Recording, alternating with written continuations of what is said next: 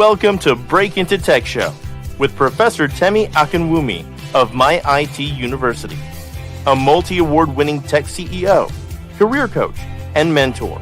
With decades of hands-on tech career, will ensure your career dreams come true. Join our extraordinary show today on groundbreaking topic for a successful career. Do you want a $100,000 job as a cybersecurity professional, Scrum Master, Business Analyst Software QA, Cloud Architect, Data Analyst, Technical Recruiter, and more? Visit www.myituniversity.com to schedule a call. Come and get inspired to secure a lucrative job, keep the job, and grow on the job. Relax, receive, and see results. We're glad you're here. Share, like, and comment.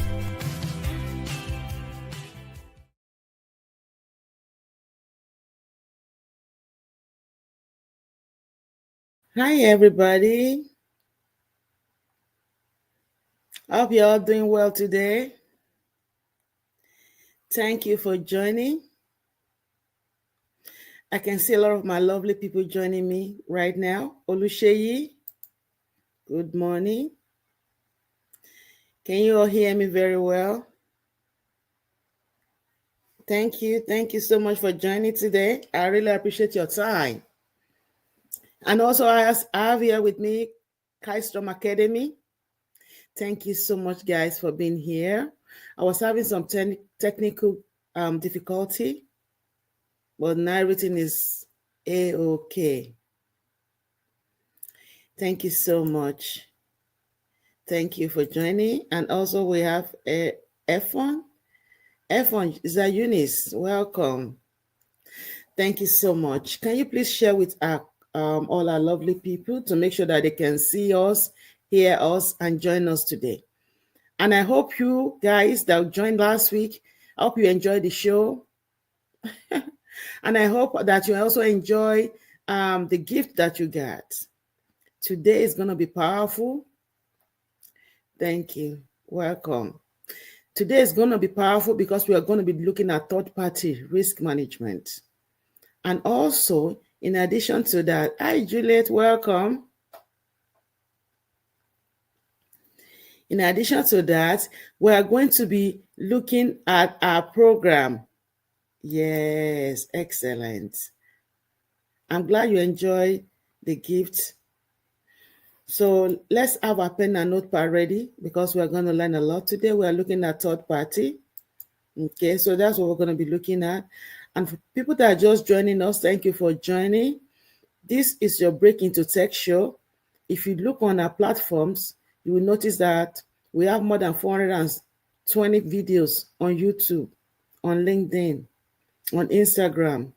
Just follow us at My IT University. At My IT University, you'll find us on all different platforms.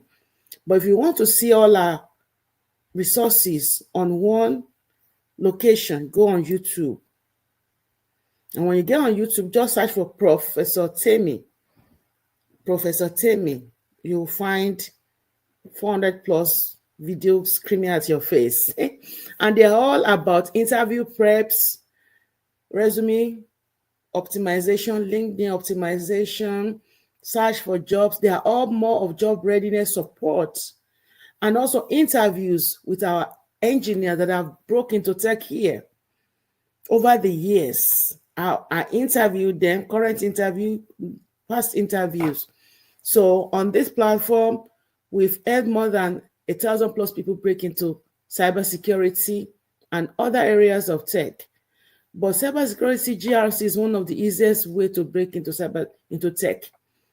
When I say easiest way, I mean flexible, easy, work from home, not as stressful as the other ones, and also able to keep the job. Because these days, it's not just enough for you to get a job, but keeping the job is okay and is the best. So we help you to get the job, keep the job, and grow on the job. So those are our major area of focus. Get the job, keep the job, and grow on the job. What's the usefulness of a job that you got and you can't keep? And then you can grow on it. So that's why we have a very good environment set up for our courses, our programs, and also a community that helps you to grow, to be the best version of yourself. You always want to be a better version of your current self. So that is our approach, and that's what we do every single day. Okay, so you are welcome. Don't forget, we have classes starting, so you are free to join any of our classes. We actually have a class that it's going on right now. It's a Saturday class, okay, and you can join that. You can still apply the 20% off coupon on any of the cybersecurity classes. Don't forget, we also have a class starting in June. Just reach out to me and I will guide you, and you can save 20% off, and you can pay monthly. Because of this big sale that is going on, we have flexible payment plan and also 20% off. So for example, a class that will cost like maybe 2 classes that will cost maybe 3,000 or whatever, you get $800 off of that. So there's a lot of big sales going on, big discount. One class might cost you 1,000, things like that. So it's really not that expensive, and you can break it down into maybe 4 payments or 3 payments. So the sales that we have now, we've never had that before, and it won't be for long. So you need to reach out now and hold on to so that you can claim your coupon for that class, for those classes now. You can apply it. You can use it anytime you want. Maybe you want to use it maybe for June, but you need to claim it now, because if it's gone, it's gone. We're doing our tech anniversary. That's why everything's on sale. So reach out now so you can use your coupon. Okay. And we also have an affiliation program. If you invite somebody, you get paid for that. So you go on our website or ask me about the affiliation program. You can text me on my phone number, okay? And I'll give you the link for that so you can register for that, okay? And I'm still gonna come back to discuss that another episode, but reach out. So you can make money by sending people here too. Yes, that would be excellent. So don't forget to apply that. So today we're going to be going straight into our program. Are we ready? Okay, we're going to be going straight to our program today. Thank you so much. So many of you are aware that at my university, we have a mentoring and internship program. So many people are asking me about that program. What is that? And I'm sure some of you are aware of the program already. So for people that are not aware of the program, I'm just going to explain what the program entails to us quickly. And then we're going to get started with it's going to be a 2-week series on third party. So stay tight. We're going to go deep dive into third party. And this is also going to introduce us to 8 weeks of third-party mentorship and internship that we are starting at Mighty University. Okay, we're starting that in this coming week. Okay, so let's get started. So our program, I hope you can see the font very well. Thank you, Abdul. Welcome. Our program helps you to break into tech. You transform your life with our proven program. Many lives have been transformed. We are proving success. We have thousands of people, making hundreds of, billions of dollars. So 100 transitions, 6-figure roles every year. Every year we have hundreds, and it has been thousands into tech. And many of them right now are experts. They are leaders in tech right now. I've been in tech for 30 years. A lot of people have mentored into tech. For the past 18 years, I've been mentoring people. A lot of them have been in tech for that long. So they've been in tech for a decade and some. So we've been doing this for a long time, and we are grateful for that opportunity. They become tech leaders. And I'm still mentoring them till date. They are still with me. People like Dr. Doran, people like Dr. Izon, a lot of them are still here. Miss Toots, a lot of them. Queen Sephra, we have special name for our people. They are mentors here with me, and they are in tech, both ladies and gentlemen. So when you come here, don't be afraid, because this is not an environment or a community where you just do 8 weeks of class, you are thrown out. No. Once you finish your class, you are with me. You are with us for life. You enjoy the community. We're always doing every Saturday we meet for 2 hours. Who does that? And we do fun projects. We do fun projects like in PCI DSS, in third-party risk management, with the ISO 27001, with our risk management framework NIST. So many projects that we will do, that we're doing constantly. We do live interview preps. You'll be hearing that as we go. So why do you want to consider cybersecurity? If you are brand new to cybersecurity, why am I so excited about cybersecurity? Why do you think after all these 30 plus years of in tech, and it's just cybersecurity, I'm super excited about it. Having done coding, scripting, databases, cybersecurity support, different. Why is it that is GRC cybersecurity I'm super excited about? You know that there's something there, because it's very lucrative. There are 3.5 million plus on field job. It doesn't matter what the economy says. There are so many jobs in cybersecurity. It's not funny. And they can't fill those jobs. If they throw everybody out, they will keep the cybersecurity engineers, because they need to secure the infrastructure. They need to secure their facility. They need to. It's like, let's use an analogy. Okay? When you have a mansion and you let everybody in the mansion, like people that your staffs, the chefs, the people that clean the floor, if you let them all go, you will keep the gate man, you will keep people that are security, because they need to secure the facility, they need to secure the building. You can't let them go, they have to be there. So the same thing, if the let Scrum Master go, if the let software engineer go, at least they will still secure the facilities, they will still secure the infrastructure. So in most cases, the cybersecurity engineer, the GRC engineers are safe for a while, for a long, long time. So don't be scared, like, oh, maybe I will not have a job, maybe I will lose my job. No, I've never seen a situation where any of our engineers don't have a job. There's so many jobs out there. Okay? And you let so many frameworks that you'll be able to use it. And the worst thing is that if you don't train yourself now, and you are waiting and saying, well, I don't know what's going to happen to the economy, you are even likely not to be able to get a job later, because you don't have the skills. So it's better to have a skill now and be ready with that skill than not to have any skill at all and be doing menial jobs like $10 an hour job, $15 an hour. It's a job that anybody can do. But if you have good skills, then you can command better pay and you can command respect for better jobs. So that is why when you have your skills ready, it's a skill to go. You use it anywhere. That's it. So better be equipped with the skill. I hope you are getting what I'm saying. So there's over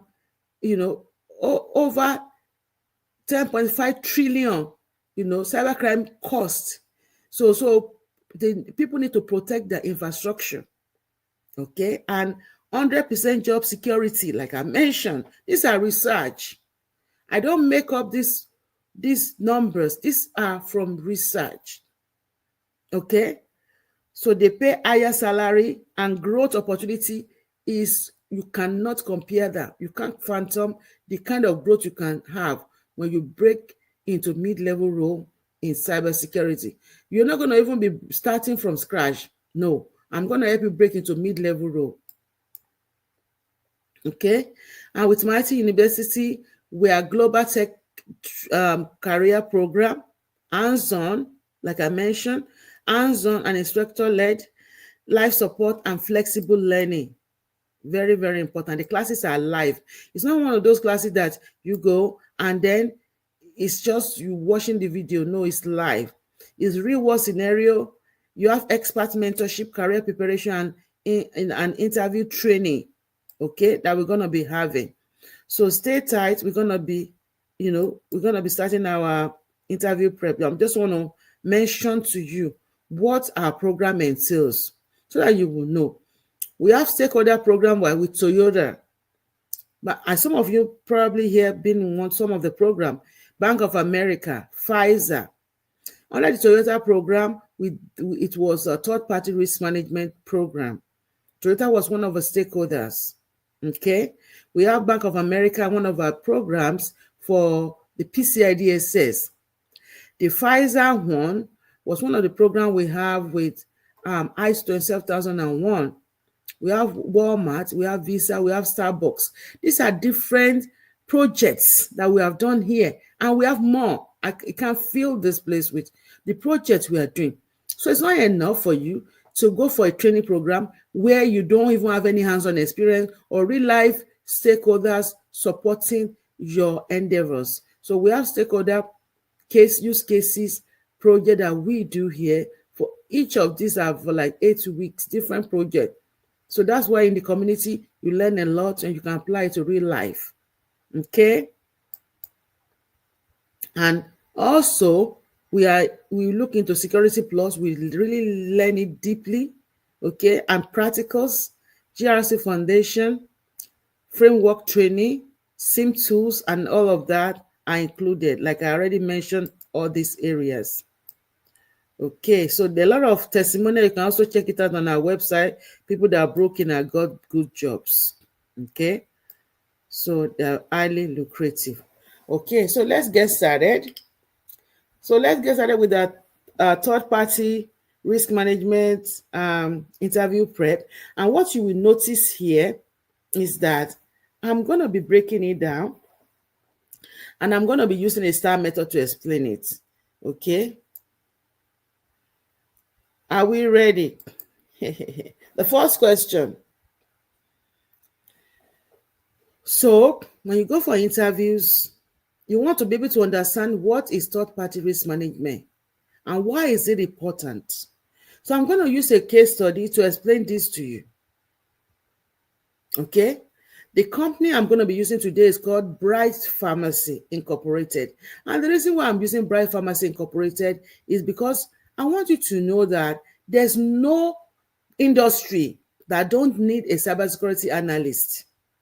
It doesn't matter if it's a pharmacy, it doesn't matter if it's a hospital, it doesn't matter if it's a bank, financial institutions, it doesn't matter if it's an institution like a university, right? It doesn't matter. You need a cybersecurity analyst. And when we talk about third-party risk management, who is a third-party risk manager and what do they do? So you see, there are some companies that deal with vendors, that deals with contractors, affiliates, suppliers, right? Partners. These people, they need to sign contracts with their partners. And they can't just sign contract with any kind of partners, right? So the partners need to be verified. They need to vet them. They need to check their security posture. They need to do due diligence before they can sign contract with them. So they will now send some questionnaires to these partners to be able to see how secure they are, their environment, they have all their paperwork set, security-wise, ready to work with them. Let me ask you some questions. For example, let's pick a pharmacy tech, a pharmacy. Who are the third-party vendor or third-party suppliers or third-party partner for a pharmaceutical company? Talk to me. I want you to put yourself in this, in this. Who are likely third party or partner for a pharmacy? Talk to me. I'm waiting. For a pharmacy, you will have people like, that this with maybe provide maybe their payroll for their staffs, right? Supply the medicine, support the computers, right? Even clean the building and stuff. So there can be a lot of third party. When I talk about Toyota, who are Toyota third party?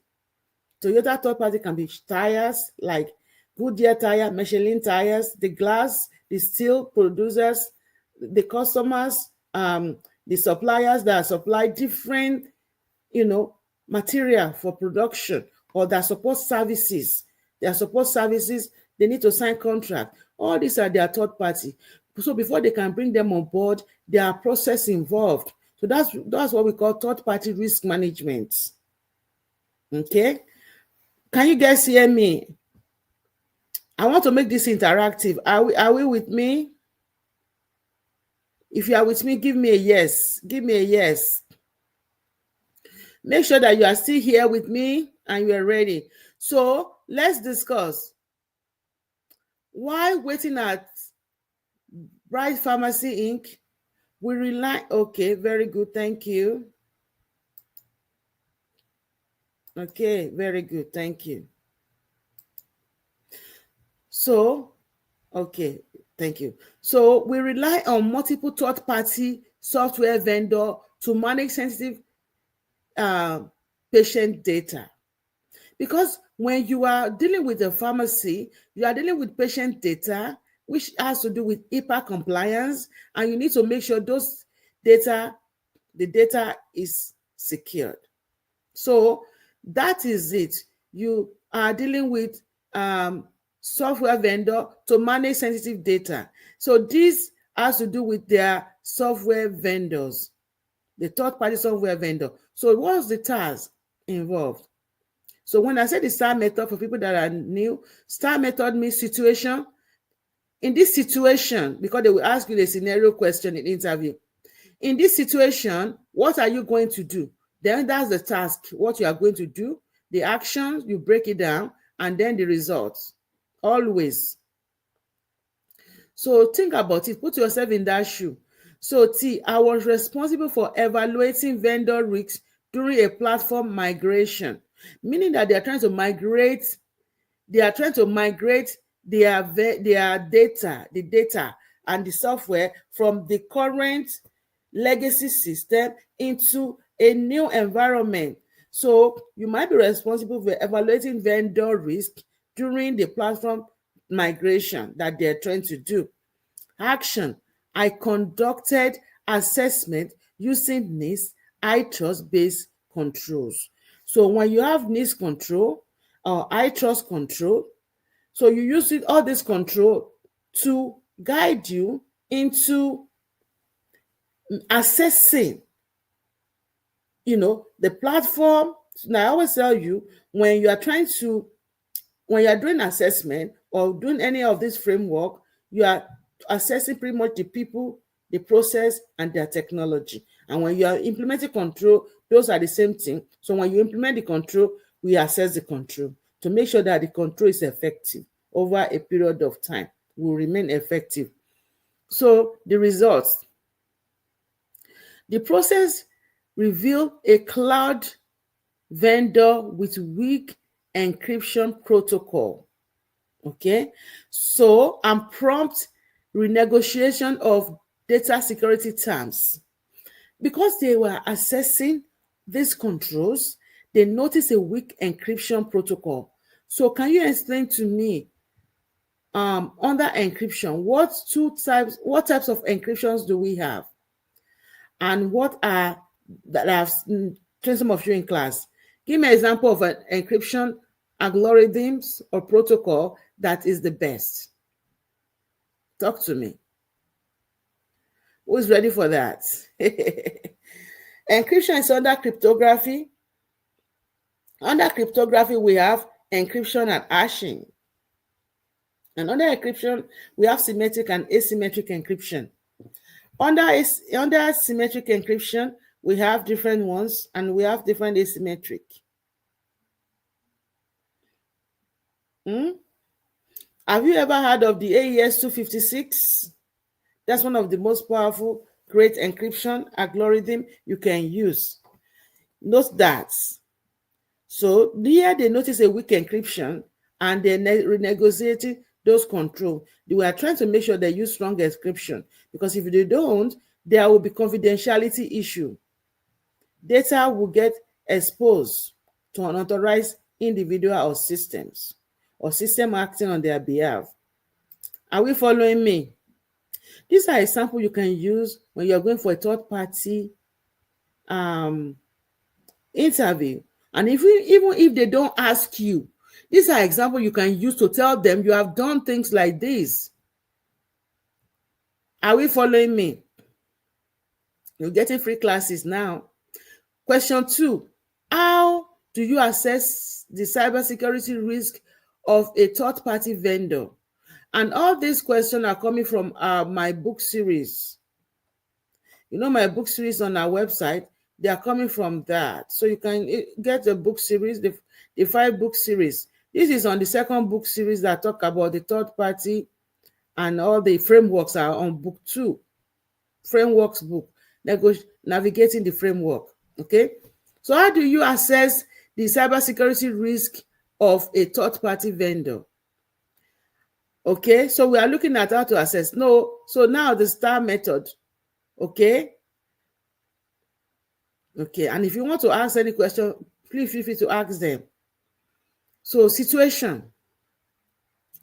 At Bright Pharmacy Inc., I led risk assessment for all new third-party vendor handling the PHI. So that's the health record, the health information. So that's the protected health information. Okay, so he led the gentleman, the gentle lady here, the wonderful lady here, led the risk assessment for all third-party vendor handling PHI. Okay, so what is the task? I needed to evaluate a new claim processing vendor. So they have a vendor, okay, that is new. They want to evaluate this new vendor. So what did they do to evaluate new vendor? Action. I use a security questionnaire, which we do here at MIT University. Under our program, we have questionnaires that we use as for our projects, and review their SOC 2 type 2 report. So here also we do SOC 2 type 2 report. You need to know how to read it. We teach you how to do that in the mentorship. And validate endpoint protection. So this is all what we do here in our mentoring for 8 weeks on third party. We are starting a new one in this new upcoming week. We are starting. So you can join. If you need to have hands-on experience on third party, you need to join us, because we are going to be going full-fledged into this. We have done like 8 projects on third party. We are going to another 4 sets. You need to let me know if you are interested. Okay? And I will put you on it so you can join us. So now, so they have the questionnaire ready. Questionnaire is pretty much paperwork that you ask questions from the vendor to see. They will answer yes, no, so that you'll be able to use that to assess them. And review and you ask for their SOC 2 report too. Okay, SOC 2 type 2 has to do with what? It has to do with data. 5 service criteria areas. We look at confidentiality, integrity, availability, and security and privacy. All of them together. So that is going to cover the SOC 2 type 2. Okay, and then result. Based on the findings, we delayed onboarding for that vendor until the vendor improved their endpoint detection control, because that is a finding that they have problem with their the endpoint detection control is weak.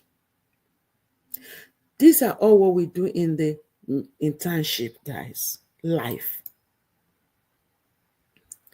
So, are you guys following me?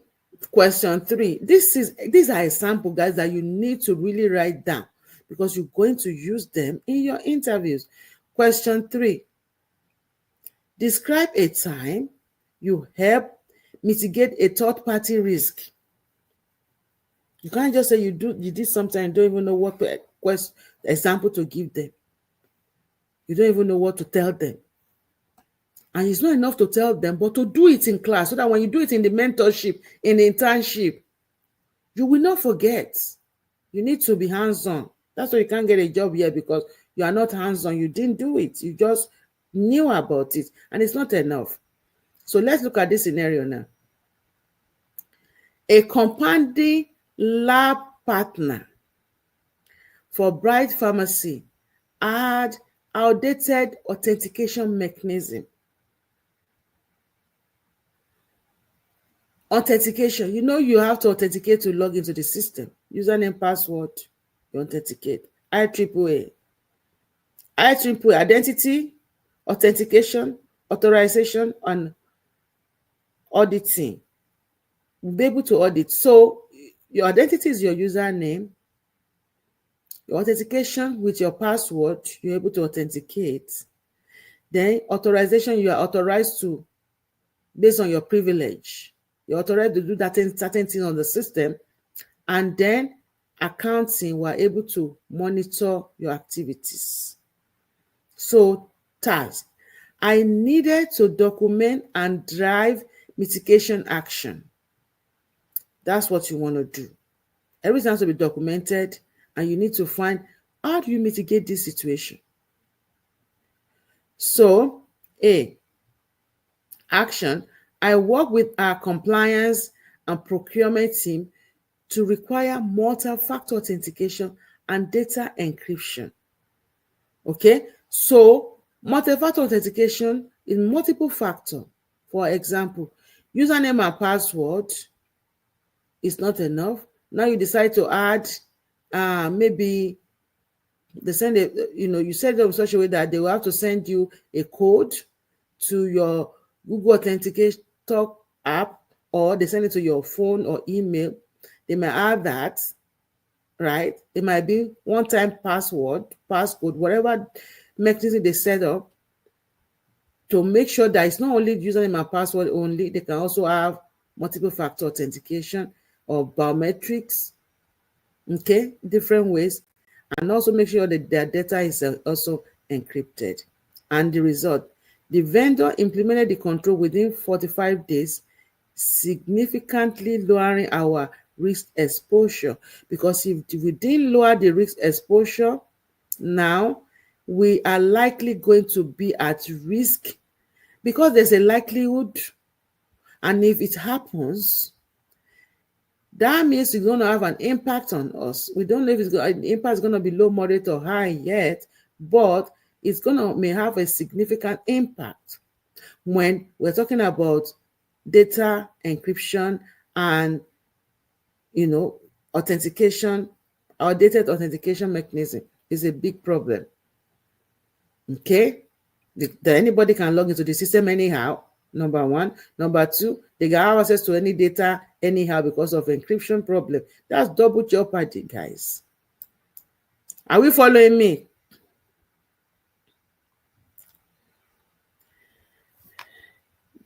Are you guys following me? Are we here? I'm really elaborating on this. Okay, I'm really elaborating. It's like you're having a free lecture right now. And people that will be joining us later, let me know what you think and what you experience with this. When you work in an organization, have you experienced this before? And also let me know, is this helpful or useful for you as you prep for interviews? And one thing I will always tell people is that there's a lot of third-party jobs out there, a lot. Because we need a third party, it doesn't matter what your industry, we need third-party manager, third-party risk analyst. Okay. Number 4, What's the difference between inherent risk and residual risk? And I will ask that straightforward. Can you all tell me that? Efon, Juliet, Abdul, Olusheyi, what's the difference between the two? I want to see your question and the answer to this question. Thank you. You say very helpful. Very good. Very good. So, what's the difference between inherent risk and residual risk? At Bright Pharmacy, this is the scenario now, we categorize all vendor risk as part of our third-party process. All. Task. I created a vendor risk register for our GRC platform. Here at Mighty University, you will create a risk register. You'll be able to know what the risk is, what is the risk attached to, who is the risk owner, the point of contact, what to do to mitigate that risk. You will have all of that. The risk is going to be connected to an asset. You will do all of that hands-on because we have our own GRC cloud that we use here. You're going to use it. For the past 6 to 7 weeks, we've been learning the new people or people that are already here. We are working on our GRC tool. We use Eramba. Is a production environment that we pay thousands of dollars for every year to be on. And we've been doing a lot with it. A lot with Eramba. It's really good. Okay? So we're able to play with that, do a lot with it, do a lot of, a lot. We divided the mentorship group into 4. So there's a group for risk management. There's a group for policy management. There's another group team for compliance management. There's a team for security control management. So we have 4 teams. And these 4 teams, each week, they have things to do to work on these projects that they have done, and they put it on this Eramba. So working on Eramba, we've been working on Eramba after they finish 8 weeks of PCI DSS, for example. That was our previous project we just finished. 8 weeks of PCI DSS. Then we have another, because it's our internship. So these are our community event that we always do. These are fun things we do every 2 hours, every Saturday. So we come together on Saturday, and then we have another like 6 to 7 weeks now of just doing GRC Cloud, GRC hands-on. So we've been doing that. We're running up on that because we finished all the modules on risk management, policy management, internal control with security control management, and compliance management. So we've done that. Now we're going to third-party project. We're going to be doing the third-party project for 6 to 8 weeks. Many people here have done third-party project maybe 3 times now. So they are so good with it, or 2 times. Because I don't throw my student away. You are always with me. Even when you are working, you still come. You can come. That's fine. Once you are with me, you are with me. Okay? That's it. So every Saturday, I mentor between 60 to 100 students, unfailingly. So you can join us so that you can enjoy this benefit. So now, thank you. Abdul said, inherent risk, you accept it. Let me see what you're saying. And then residual risk are the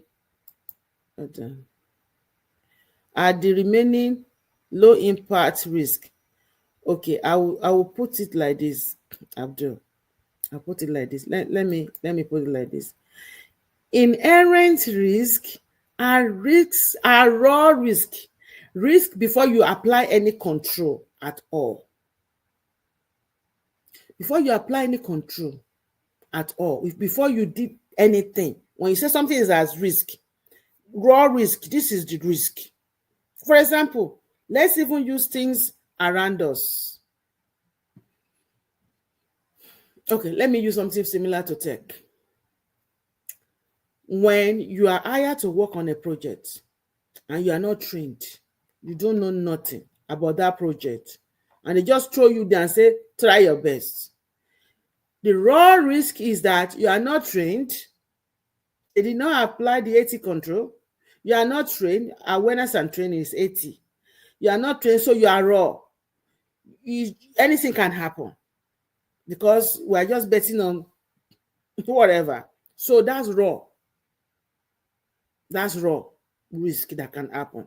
But after you have been trained, that means we apply a control, which is awareness and training. There will be some issues, but at least you are trained already. Just a simple example of what, when we say something, so a risk that is raw, you didn't apply any control on it. That's raw.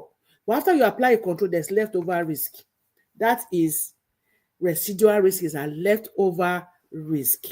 Does that make sense? So we categorize all vendor risk as part of a third-party process. So tags, I created a vendor risk register for our GRC platform, which our own is a Ramba. Action, inherent risk was calculated based on vendor access to PII or PHI, personally identifiable information, and also the health record, health information, while residual risk factor in controls like endpoint protection and backup. So they were able to calculate the raw risk and also risk after they have applied controls. Okay, and results. This helped the executive team prioritize which vendor require quarterly review or annual review. So you're able to say, okay, this particular one, they have access to this very, very sensitive data. This one, their data they have access to is not that sensitive. So how do we assess them? These people, we have to do annual review, and this one is quarterly review. That means we have to do it like every quarter, and these other people is just annual, because they are able to assess the risk and see, how to monitor them and continue assessment and continue review. Okay. I have more than 20 questions here for you guys. I hope you guys are following me. So, question 5. How would you conduct a vendor security assessment? Situation and scenario. As Bright Pharmacy, I was assigned to assess our prescription delivery service vendor. Like I mentioned to you, prescription, people that are delivering the prescription. So task, they recently expanded their IT system and handle more customer data, right? So action, I initiated a full third-party risk management review using the ISO 27001 based checklist. We've done this ISO 27001 also at MIT University. And a lot of our students in Canada, in Australia, in UK, in Canada, in Germany, use this to get jobs. If you watch on YouTube, you will see a lot of these interviews. I interviewed them. One of them was Bola, one of them was Chris, and one of them was Alexandra. You can check it out on YouTube. You will see these interviews that I did, talked about how they got jobs in Australia, in UK, and in Germany, in Canada. So they were able to use the ISO 27001 based checklist. They reviewed their SOC 2 report and confirmed data disaster recovery capability. The results, I flagged weakness in physical data center access, right? So, and which lead to a joint site visit and improve control. So they have to visit their site, they have to check the data center because they noticed there was a failed control. They noticed there's a gap. So they need to find a way to mitigate that. They need to find a way to fix those controls because that was a finding. Okay. So it's 12:04 my time. It's already past the time. So we just have to continue next week. I still have more than 15 questions. So we're going to probably do this like 2 more time or 1 more time. So be on time next week so that when we finish, you're going to get access to this big information. I know the people that are present here today. So you are marked already, Abdul. So if you are coming here and you notice, even though you did it afterwards, just put make sure the way I will know that you came is when you put your name in the comment section. So if you are watching me later, if Oluseyi came, Oluseyi just put your name, say Oluseyi Adelegan, Abdul Ture. You put it in the comment section if you are watching me on YouTube or LinkedIn or wherever, so that by the time I'm sending this out, I will also send to you. Okay? So make sure Juliet, Efon, Kerstom Academy, I note you all down so you can get access to your free gift. Thank you so much, everybody. I love you all so much. And I wish you all a wonderful rest of your evening. Okay? So we're going to meet again next week. We're going to continue where we stopped because we still have a lot of scenarios. Was this useful today? Is this useful? Is it helpful, guys?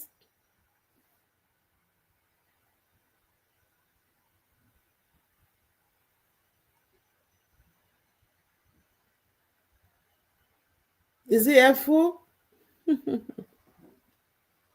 Okay, thank you, guys.